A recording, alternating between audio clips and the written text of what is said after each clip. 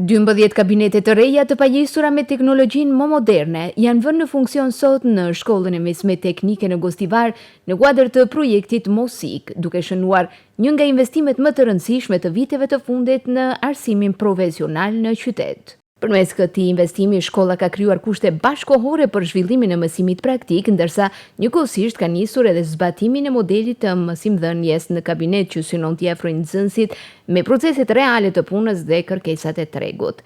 Në ceremoninë e organizuar me këtë rast, morën pjesë përfaqësues të institucioneve, donator, kompani partnere, mësimdhënës, nxënës e prindër. Të pranishmeve ju drejtua drejtori i shkollës Besir Saliu, menaxheri i projektit MOSIK, profesor Ekrem Iftari, përfaqësues të Fondit Rajonal të Sfidave, si dhe përfaqësues të kompanive partnere Frigoteknika 2000, Laboratori i Inxhinierisë SMN dhe Lear Corporation Macedonia.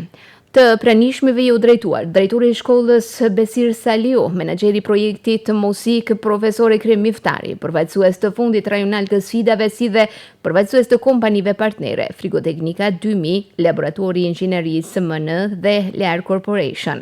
Drejtori i shkollës Besir Saliu gjatë fjalimit të tij tha se sot ishte një ditë historike për ta për shkak të modernizimit të kushteve në këtë institucion arsimor dhe gjithë kjo me një qëllim të rëndësishëm, të rinjtë të MOSIK-in, por të ardhmen e tyre ta ndërtojnë në këtë vend. Projekti mos u largo, përcjell një mesazh të fuqishëm. Ai mesazh nuk është vetëm titull projekti, ai është misioni ynë arsimor, njerëzor dhe lokal, që të rinj të mos kërkojnë mundësinë vetëm jashtë qytetit dhe vendit të tyre, por të krijojnë mundësinë këtu në shkollë, në kabinete, në punëtori, në kompani dhe në komunitet.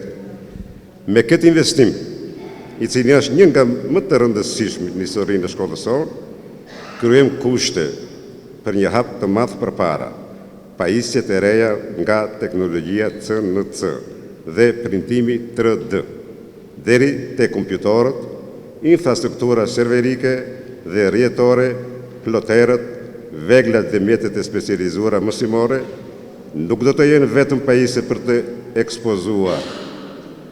Obligimi ynë është që ato të jenë mjete të përditshme mësimore, mjete për ushtrime, hulumtime, krijim dhe zgjidhje të problemeve reale. Detaj mbi projektin në cilësi të koordinatorit dhe profesor Ekrem Iftari. Pra, marr fjalën në emër të gjithë profesorëve, të gjithë nxënësve dhe udhëheqësisë shkollës, të falenderoj Fondin Ndihmës për Sfidat Rajonale dhe Bankën Gjermane për Zhvillim, ku pa këto mjete nuk do kishim arritur deri në këtë moment. Falenderoj drejtorin e shkollës, Besir Saliu, për bashkëpunimin e mirë që kemi pasur, si dhe gjitha profesorët e shkollës. Pa Besirit, që jemi 30 kusur vit, kjo gjendje, ki transformimi i shkollës asnjëherë nuk do ndodhte. Falënderim për bashkëpunëtorët, kompanitë private me të cilët arritëm të bëjmë realitet arsimin dual.